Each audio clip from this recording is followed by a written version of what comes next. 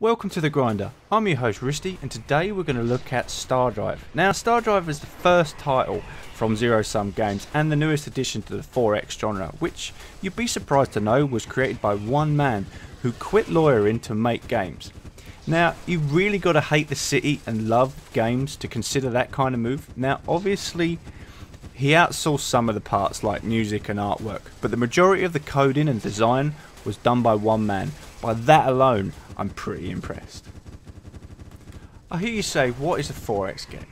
Now, a 4X game is where a player controls an empire and is able to explore, expand, exploit and exterminate. We all kind of see what they did there, and I think we can all agree 4X is a lot better than 4E. Players have 8 empires to choose from, ranging from Borg-like insects, talking plants, samurai bears, and mind control owlets, which would give the movie Legends of the Guardians utter nightmares. Each empire has its own traits, which you can change any way you see fit. It's restricted by a points value, of course. For instance, you could completely handicap your empire by being less fertile, which reduces the natural population growth per turn, but giving you an extra 3 points that you could spend in acquiring smart, which would mark your empire intelligent and grant a 35% bonus to research effects. So every choice has its pros and cons. You start each campaign in your faction's home system in a randomly generated galaxy. You have a scout ship and a colony ship, which you'll now send out your scout into the galaxy looking for planets with ideal resources to colonize and expand your empire, during which you will run into a few other factions that you're competing with. You will find with the random nature of Stardrive that at the start you'll either get along with the other races, or because they got out the wrong side of bed and didn't get any the night before, that they're just going to attack you. And early on this can make things very difficult. The first 10 minutes can determine the next 5 minutes to 2 hours of gameplay. Now, once you start colonising different solar systems, you can start building subspace projectors, which act as highways of space, which increase your warp speed within your empire. Each planet has 4 stats of interest. Population, how large you can grow the colony on this planet. Fertility, how much food you can produce for your empire. Richness is the industrial resource used to build everything, so a planet with high richness would be really good for building your ships from. Class is basically what condition the planet's in. You will mainly see Terran, which is Earth-like, and Barren, which is like Mars. So now we're looking at the colony overview. You can see it split up into squares, habitable and uninhabitable land, and you can build structures 1 per square and only on habitable land. Now, on a barren planet, it's all uninhabitable. So to get around this, you need to research biospheres, which will turn 1 uninhabitable block into a buildable block.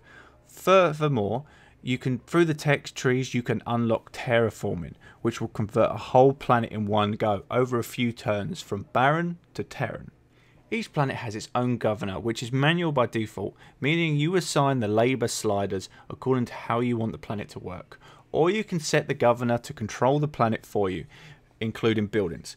You can pick an option that's 100% one way, or core, which is an all-rounder setting. Each planet has its own resource stores, so if a planet can't produce food, for instance, you can import it from somewhere else. Also, on the flip side, if you find you have a highly fertile planet, you can max out agriculture and export the excess food to the rest of your empire. The research system is good and well laid out, and the nice thing about it is you can queue up research projects so you don't have to micromanage each task. The variety will keep you going for a while, with passive bonuses like increased warp speed to new ship structures, weapons and tech. With the time it takes to research the later tech, you're actively going to decide what you want for battles to come. In the Diplomacy tab, you'll see all 8 factions. By selecting one of them, you're going to bring up all the information on that faction. A massive information in their bonus tab, and in the left tab, you'll see what kind of race they are. For example, the Draylock Council are ruthless expansionists, while the Kalrathi Shogunate is a cunning generalist. And your relationship with that empire, green for good, red for bad. Also, you can see where you and the other factions rank compared to each other in economics, scientific, and military strength. This is one of the few games where I find myself spamming out agent missions. With agents and espionage you can rob, incite rebellions, and the best thing is stealing tech, which with how long it takes to research you can half it and save yourself so much time and put resources into other things like your fleet. With diplomacy you can use your allies to fight your enemies and keep them off your back. I've personally had a game where my allies were between me and my enemy and I pretty much used to use them as a meat shield while I was building up a large fleet. With the ultimate goal in Stardrive being to destroy all enemy and neutral factions, I personally do like the idea of destroying everyone, including my allies. I'm just that way inclined. Two ways I've found effective are to incite rebellions on planets between two warring empires, helping out the weaker one to win, and second is the brute force approach. The ship builder in the game works on a tile system, allowing for endless combinations. You're going to spend a lot of your time here, I know I have. There are preset ships that you can use, but this is where I find my first problem with the game. Stardrive I feel has been released a little too early. There are templates for all hulls except a capital ship. So for new players that are still getting a grip with how to set up their own ships, you finally get a good game, get a few hours in, finish up your Titan research for the first time, go to the shipyard and see what options you have to find there's none. When you know what ships you want in your fleet, you need to build them. Well, Stardrive saves you so much time here by using the fleet screen. Here you have 11 tabs, each for a different group or fleet of ships. Selecting your ships that you're going to use, arranging them into groups and formations that you want. Once you've finished designing your fleet, by clicking the requisition button, you can either assign ships that you've already built which aren't already assigned to a fleet, or tell it to build new ships. Stardrive will then queue up all the ships requested and share the workload over all the planets that you own, speeding up the building process. It will even tell you which planet is building which ship. The combat's fine. The AI is nothing to brag about though, but it simply gets the job done. You can tell your ships to do many things. You can keep the enemy ship on a certain side, so you could load up one side of all the guns and then the other side could be nothing but power.